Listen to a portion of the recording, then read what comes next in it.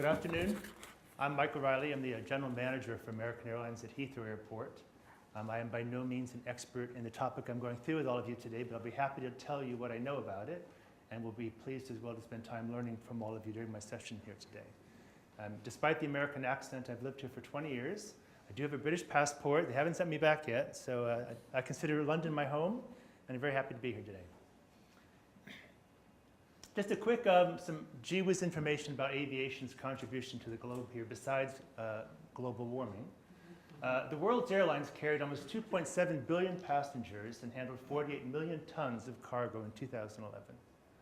And the aviation industry supports 56.6 million jobs worldwide and contributes 3.5% of global GDP. So if we were a country, it ranked 19th in size by GDP. And around 80% of aviation CO2 is emitted from flights of over 1,500 kilometers, for which there is no practical alternative mode of transportation. Out of curiosity, I thought, well, I'll take the train to Paris. How far is that? It's nowhere near that far. I've never taken the train to Zurich, but Zurich still isn't that far.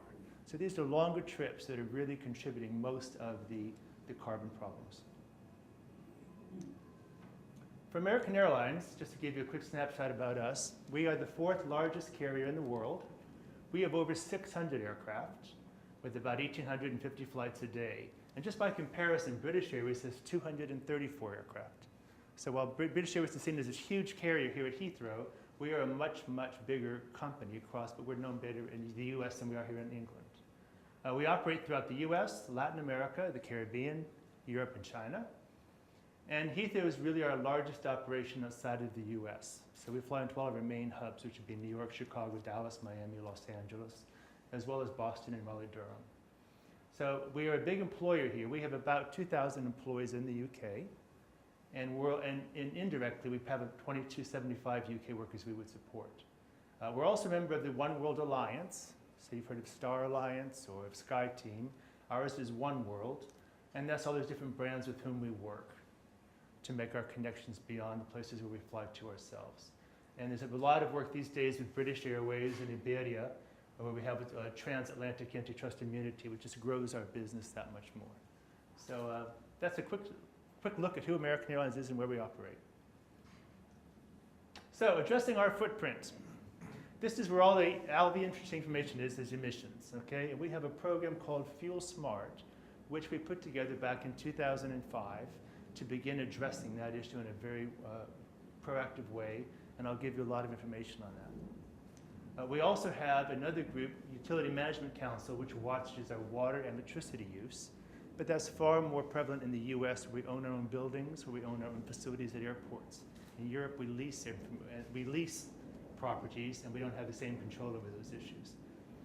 And then the other one is waste minimization, so I'll be able to run through what we do there. We have an environmental department. And we actually have an entire department on the environment, and it focuses on this every single day. This is their work. They have an environmental policy, but I'm giving you excerpts of what we do within that department. So greenhouse gas reduction goals. I did find this fact. You maybe disbelievers in the room, but it tells me that the airline industry contributes 2% of the world's man-made emissions of CO2, according to the United Nations Intergovernmental Panel on Climate Change. So as an industry, we are committed to doing our part to decrease this percentage even further. And so collectively, the aviation industry has agreed to improve CO2 efficiency by an average of 1.5% a year, measured on an intensity basis, through 2020. To achieve carbon neutral growth from 2020 onwards, and to reduce the aviation net carbon emissions by 50% by 2050 as compared to 2005 levels. Much easier said than done. This will require, it's a very aggressive goal we have first off, and we will need new technology, new types of avionics, new types of airplanes, we need biofuel, a lot of different things. So it's a long path to get there, but there is an understanding of the issues, and there is a drive to make a difference. Specifically at American Airlines, we established a 20-year goal rather than just a 50-year goal to reduce our greenhouse gas intensity ratio by 30% between 2005 and 2025. So really in a 20-year period, to really go after this more aggressively, trying to reduce by 30% versus 50 in a 50-year period. What's the intensity ratio? It's down here for you. One moment. The intensity ratio compares the amount of CO2 we emitted as measured by revenue ton miles, which is the weight of passengers and cargo we were paid to transport. So it's metric tons, CO2 divided by 1,000 revenue ton miles.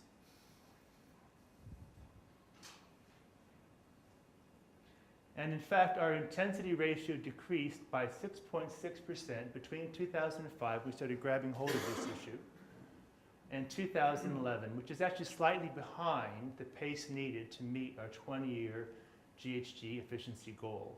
So you can see when we first started it, we found all kinds of ways to save on using fuel and become more efficient. We brought that down some, went back up again, brought down quite a lot last year, 2011. But we actually should be closer to having achieved a 9% improvement versus 6.6. And it's still difficult for us.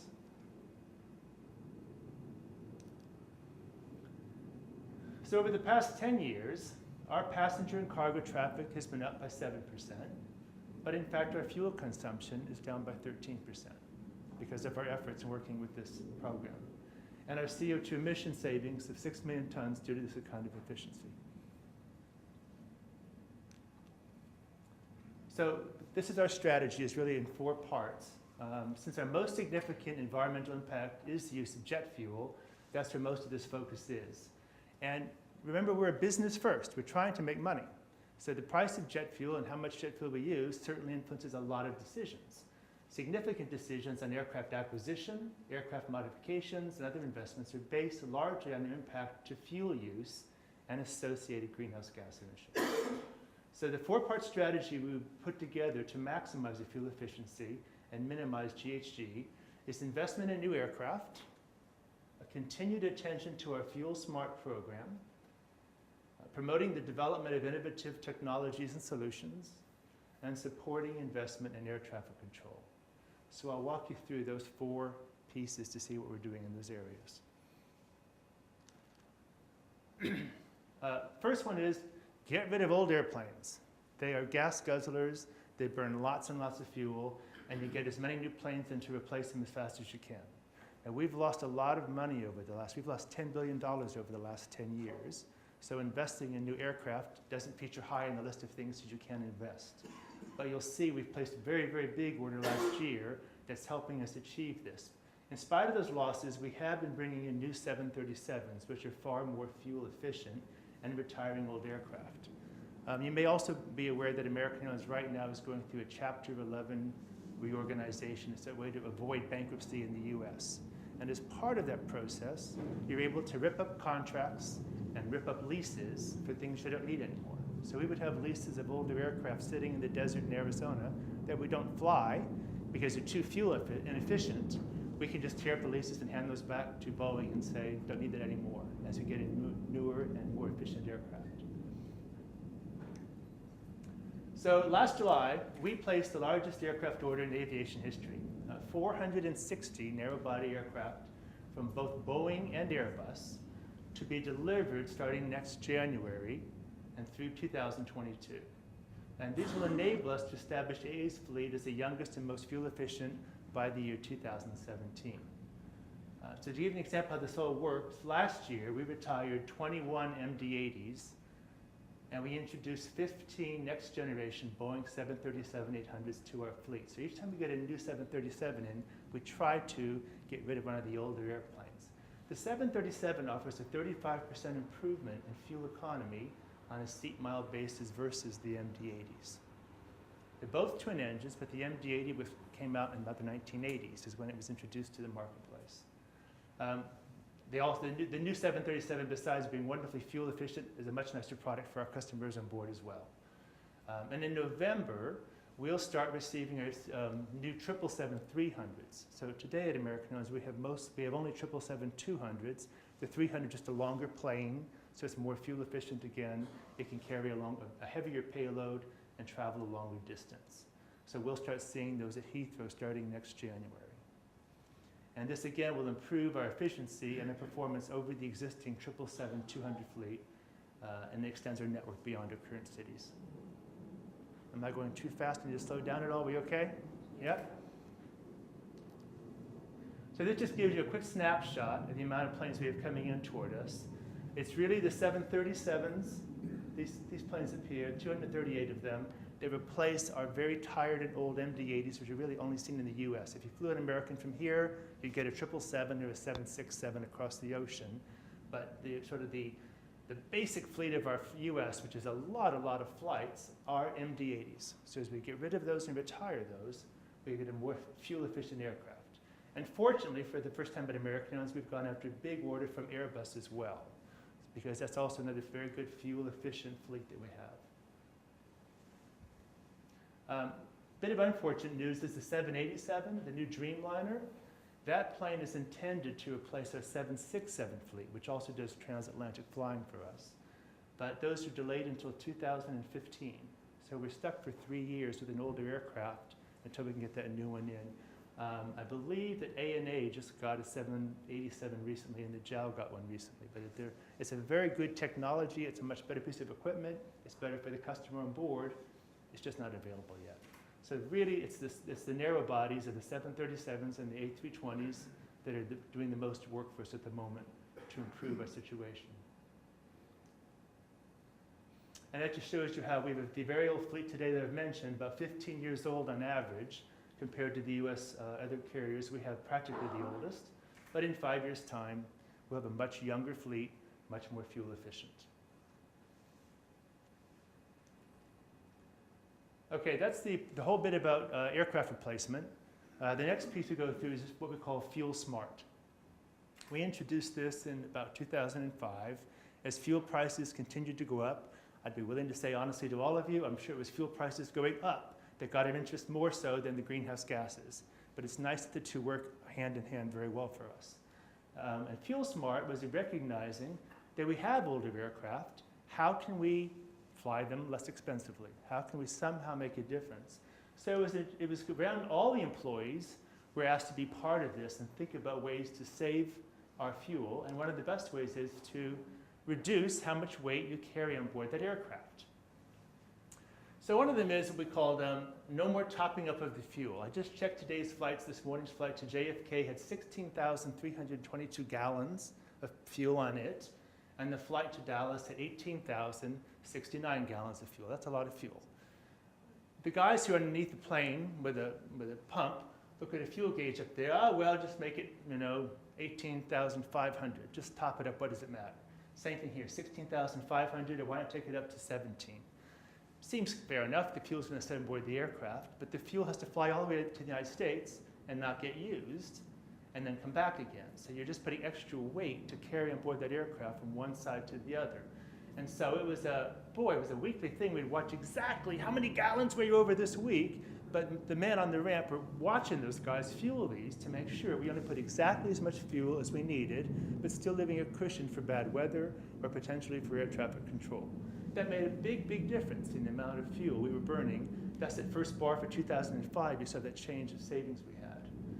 The other one is to have optimal flight plans, the best routing you can find, the best altitudes regarding weather, winds, whatever. So all of that is done with computers, obviously. Reducing arrival delays by holding aircraft at upline stations. This is harder to do across the ocean because you've got an 8 or 10 hour flight. But within the US, we have 1 hour flights, 2 hour flights, 3 hour flights. At big hubs like Dallas and Chicago, you can get a stack up of planes on the air traffic coming in to the runway. If we know that's happening, we tell the next station, don't send the plane yet, hold it off for 15, 20 minutes so that when you get to the end of the runway, you'll be able to come straight in. So a lot of work to hold at the upline station before going off to the next station. We've also done other weight reduction initiatives besides the fuel, putting lighter cargo bins. So these used to be big metal bins for all the cargo beneath the plane. Today they're mostly fiberglass. Lighter catering trolleys, and just removing things on board the aircraft that we just didn't use. It just made the planes lighter. When you have probably that many millions of miles, that adds up quickly. Something we've just in the discussions with now with the FAA is to put iPads into the cockpit. And by reducing all those flight manuals and books and boxes they have with them, we're eliminating all that paper, we could save nearly 500,000 gallons of fuel annually. So a lot of very kind of basic things you don't think about, the size of the plane, but by removing those things out of there, it makes a difference. So there's the new cargo containers that are now fiberglass. Something else we do is wash the engines. Try to wash them every 6 months. Clean those fan blades. Make sure they're running as smoothly as possible. You get a better efficiency of the burn. When you're taxiing aircraft, don't taxi, tow it instead. Don't run the engines. Just use a tractor. Most of these are diesel. Pull them along. It's much, much cheaper. When the plane comes into the gate at the airport, as soon as those engines go off, way back when I started at the airport, we didn't have ground power necessarily. Another thing called the APU, the auxiliary power unit, would run for the hour and a half or 2 hours to create power on board the aircraft. We now put it up to the fixed ground electrical power and turn off the APU. So that saves a lot. And when we're taxiing, we're actually taxiing on one engine, not both. So a lot of things that can be done very practically to bring fuel savings into yourselves.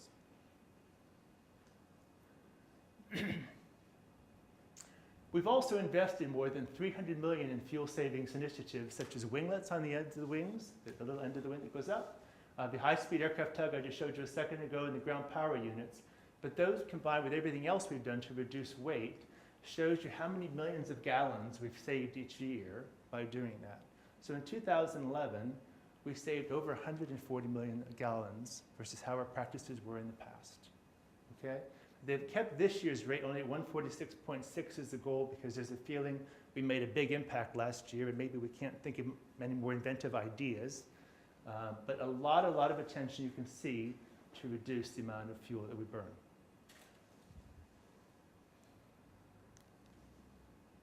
And then this goes back to the economic side of it.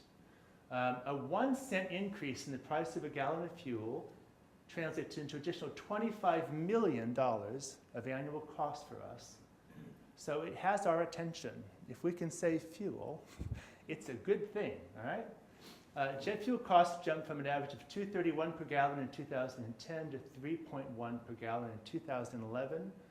A little less than $1, increased our cost by $2 billion.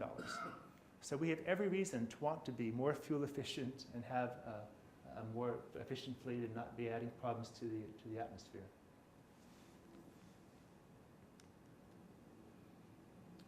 Just a couple stories also we've done as an airline, not specifically on this, but 20 years ago when we started trying to fly twin-engine aircraft across the Atlantic instead of 3-engine.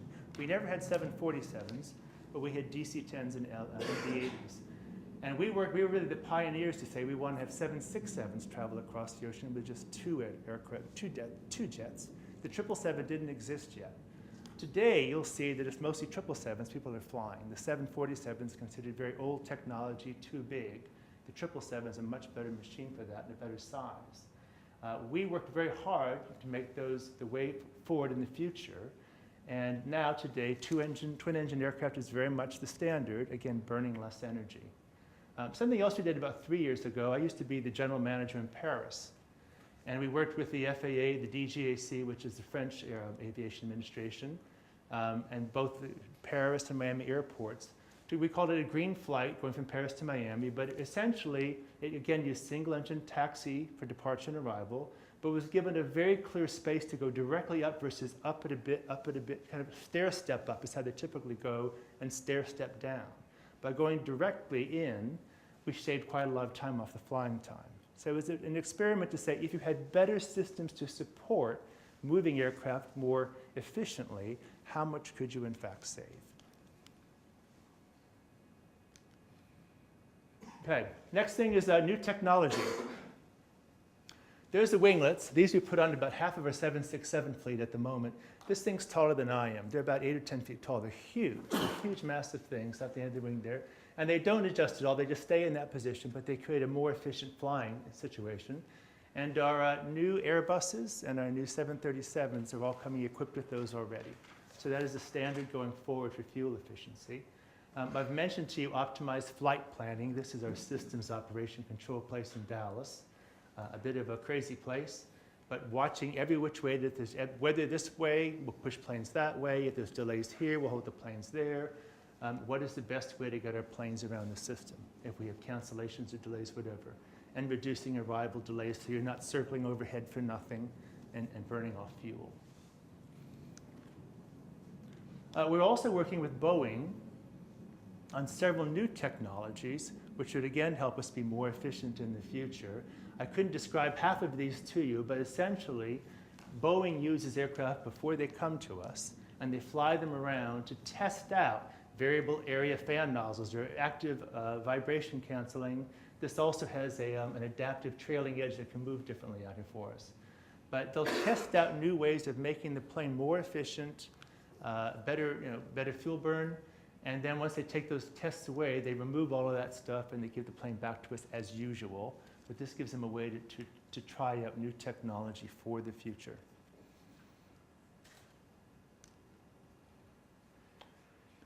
We've also dipped a bit into biofuel. We've signed a letter of intent with Salina Fuels in California to be looking at some flights out of the San Francisco Bay Area. So that would be Oakland, San Jose, and San Francisco. Salina's biomass to liquids plant will produce up to 16 million gallons of jet fuel per year from 550,000 tons of recycled agricultural and urban waste. So we don't use biofuels today in any regular scheduled flights. It's just not really available yet today, and it's very expensive. But we've signed up in a partnership to work with them to try to pilot this project and push it forward, much like we did with the twin engines across the Atlantic, to find new ways of being able to fuel aircraft.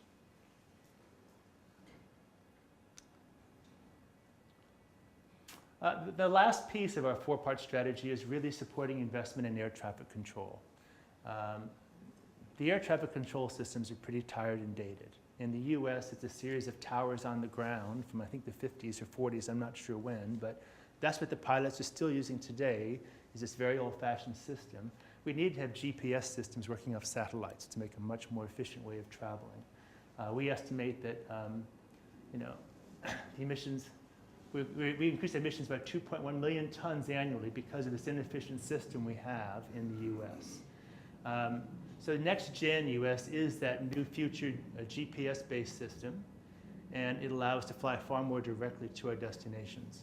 Now, the other issue we have is no single European sky really exists. Each country still manages its own airspace. So when the French go on strike, as they do now and then, you've got to work your way around that. If Spain decides to go on strike, you go around that. There's all kinds of things happening with different political situations where countries go on strike and you can't fly over that. So there is the concept of a single European sky somewhere in our future, but it's not here yet. One of the things, though, working toward that is something called Consolidated Decisionmaking, which is active at the moment. That currently is happening at Amsterdam, Brussels, Paris, Munich, and Stuttgart. And we're in the trial sessions right now at Heathrow, and it will be going live in May. And what it does is it really coordinates what's happening on the ground with what's happening in the air, and you circle that back through the central flow management unit for Eurocontrol. So everything's flown together, so you know if a plane is delayed in Switzerland and not taking off and has a slot over England to continue across the Atlantic, we don't know that unless Switzerland notifies the CFMU that slot's now open, one of our planes can go. So it's managing the airspace above us in the most efficient way that we can. It also helps us here on the ground, just within the airport, that if we have a problem with a passenger isn't showing up and we have to pull a bag at the last minute, we're going to have a delay of 7 or 8 minutes, we've got to call the tower and say we're not going to push out on time. We're going to be delayed at least 10 minutes, we believe. The tower will give our slot to someone else who's waiting. So they're trying to use the most efficient to keep everything going as quickly as possible, just to an effective communication channel. So those are the main areas, which is emissions control. There's a number of things I can run through you here with on green initiatives that we do as a company overall.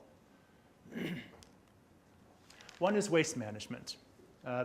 Lots and lots of in-flight magazines keep people busy while you're sitting up there all those hours. We recycle all of those magazines, and in fact, the recycled paper is then used to create the next round of magazines for us.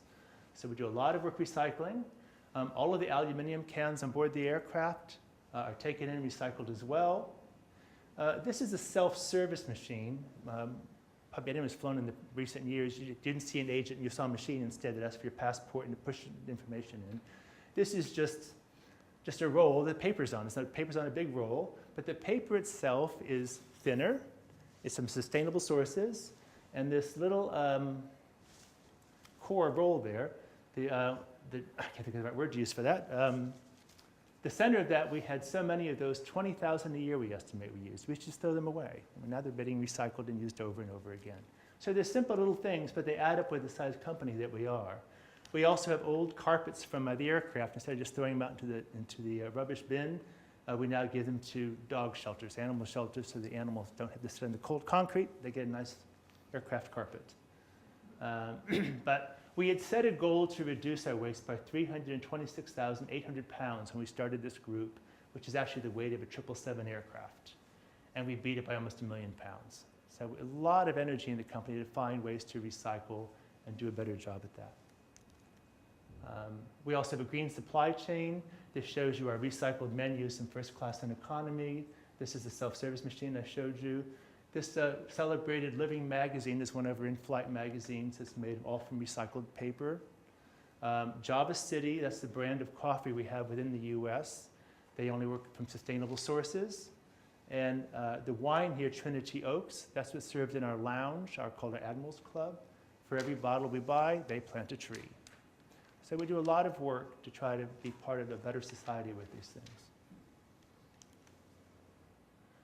This is another project we did on the West Coast in San Francisco, our new Admirals Club, to try to make that a more efficient experience. We expect to be awarded the Leadership in Energy and Environmental Designs Silver Certification by the U.S. Green Building Council. That's a mouthful.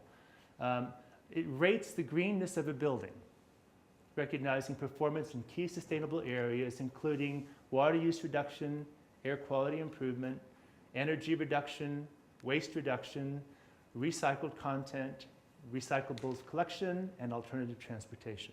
So a real focus there, and California is the best place to do that in the US. It all fits really well with the thinking in the environment there. So we're very proud of that new operation.